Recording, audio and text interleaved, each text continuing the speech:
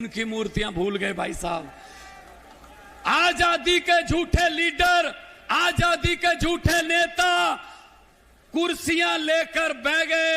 आज राजगुरु सुखदेव भगत सिंह फुल्ला जोगे रह गए, फूल ही रह गए भाई साहब। ये अपनी मूर्तियां लगा लेते हैं।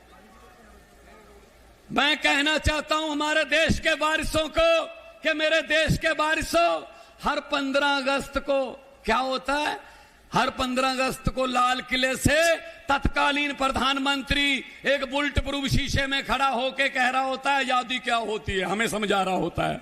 खुद बुलेट प्रूफ शीशे में खड़ा होता है। वही जब से मैंने होश संभाला है, वही भाषण, वही आतंकवाद पर चिंता व्यक्त, गरीबी पर थोड़ी ज्यादा चिंता व्यक्त, महंगाई पर सबसे ज्यादा चिंता व्यक्त। चलो जी, ये था 15 अगस्त बस। अरे मेरे देश के वारिसों, अब तो लाल किले के कबूतरों को भी भाषण याद हो गए होंगे। अगर हमारी किस्मत नहीं बदल सकते, भाषण तो बदल लो यार। भाषण तो कोई नया रख लो। भाषण भी सेम ही चल रहा है, क्योंकि बारी बारी आते हैं 5 साल तू, 5 साल मैं आ गया, मैं तुझे कुछ नहीं कहूंगा, तू आ गया, तू मुझे कुछ मत कहना। चल गई बारी, चली गई बारी, चल रही। और बेनीवाल जी सच बोलते हैं, इसीलिए आप उनको सुनने आते हैं जब पार्लियामेंट में बोलते हैं। मैं भी था, हमको टाइम कम मिलता था। एक बार क्या, ये समाज वो समाज बड़ा दिन का डिबेट चल रही है, आधी रात होने वाली, 10 साढ़े 10 बज गए। मैंने कहा जी मैं भी बोलूंगा स्पीकर साहब। कहते छोटी पार्टियों के लिए टाइम नहीं है। मैंने कहा कोई बात नहीं, 30 सेकंड 30 सेकंड दे दो। वो बोले 30 सेकंड में क्या बोलेगा? मैंने कहा ठीक है 20 कर दो। 20 सेकंड। कहते ठीक है, आपका समय शुरू होता है अब।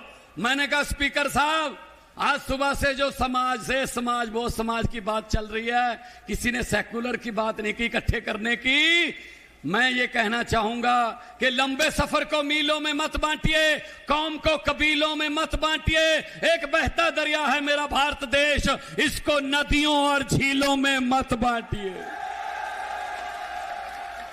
भाई साहब, बात कहनी हो तो 20 सेकंड में भी कह सकते हो, 2 घंटे के भाषण जरूरी नहीं होते। आप लोग आए हो, आप लोग पंजाब में 16 मार्च 2022 को सरकार बनी। मैंने अफसरों को बुलाया, सभी अफसरों को बुलाया मैंने मुख्यमंत्री की ओथ लेने के बाद। मैंने कहा भी आपका दफ्तर कितने बजे चलता है, आपका दफ्तर का टाइम क्या है?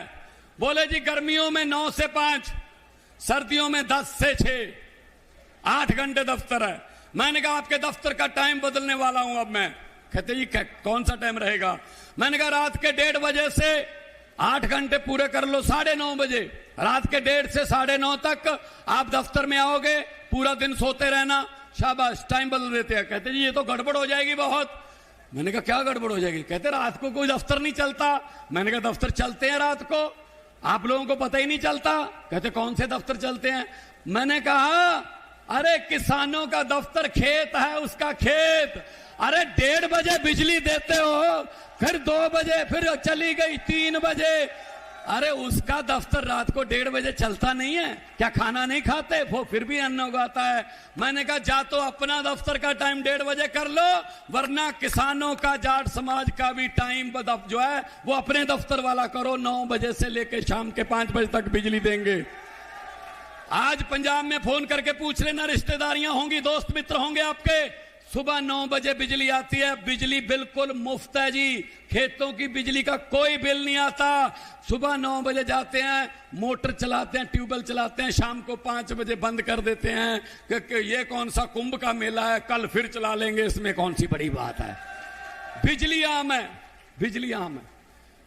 कारण नीयत सच्ची है, सच्ची नीयत से काम होते हैं भाई साहब, वरना यहां तो बहुत शासक आए। अरे हुकूमत वो करते हैं जिनका दिलों पर राज होता है, हुकूमत वो करते हैं जिनका दिलों पर राज होता है। यूं कहने को तो मुर्गे के सर पे भी ताज होता है। कहने की बातें तो बहुत है भाई साहब। अब नेताओं पर यकीन ही नहीं रहा, क्या करें, इन पर यकीन उठ गया हमारा। 80 साल हो गए देश को आजाद हुए, 80 साल हो गए देश को याद हुए भाई साहब। ये अमेरिका वाले, ये यूएसए वाले, ये इंग्लैंड वाले, ये जर्मनी वाले, ये चांद पर जाके वापस आ गए। मंगल ग्रह पर प्लाट काटने की स्कीमें बना रहे हैं, मंगल ग्रह पर कॉलोनी काटेंगे। और हम 80 साल हो गए, हमसे अभी शहरों के सीवरेज के ढक्कन पूरे नहीं हुए भाई साहब। वहीं खड़े हैं बस। शमशान घाट, शमशान ठीक कर दो, ये हमारा टोबा छप्पर ठीक कर दो, ये अपना सीवरेज के ढक्कन ठीक कर दो, यहीं रोक के रखा है। जानबूझकर हमको अनपढ़ रखा है हमारे बच्चों को, क्योंकि इन नेताओं को पता है अगर गरीब का बच्चा पढ़ लिख गया वो नौकरी पे लग जाएगा, नौकरी पे लग गया तो वो घर की गरीबी खत्म कर देगा, और गरीबी खत्म होगी तो इनके घरों के सामने, इनके महलों के सामने सुबह सुबह अर्जियां लेकर लिख के बिजली माफी, ये माफी, कर्जा माफी लेकर कौन जाएगा भाई साहब हाथ जोड़ने। इसलिए जानबूझकर ये हमको अनपढ़ रखते हैं। बच्चों को पढ़ाइए, बच्चों को पढ़ाइए। पंजाब में हमने स्कूल शानदार बना दिए, प्राइवेट स्कूल भी वैसे ही है, सरकारी भी वैसे ही है। आपकी मर्जी है, बच्चा सरकारी में पढ़ाना सरकारी में पढ़ा लो, प्राइवेट में पढ़ाना प्राइवेट में पढ़ा लो, लेकिन हाँ उधर फीस लगेगी, इधर फीस भी नहीं लगती भाई साहब। हमारे बच्चे अफसर बन के निकल रहे हैं। अब 4 सालों में इतना सुधार हो गया। इन नेताओं पर यकीन उठ गया हमारा। एक बड़ी अच्छी बात है, मैंने पता नहीं कौन सी किसी सीडी में मैंने बोला था जब मैं कलाकार के तौर पे काम करता था।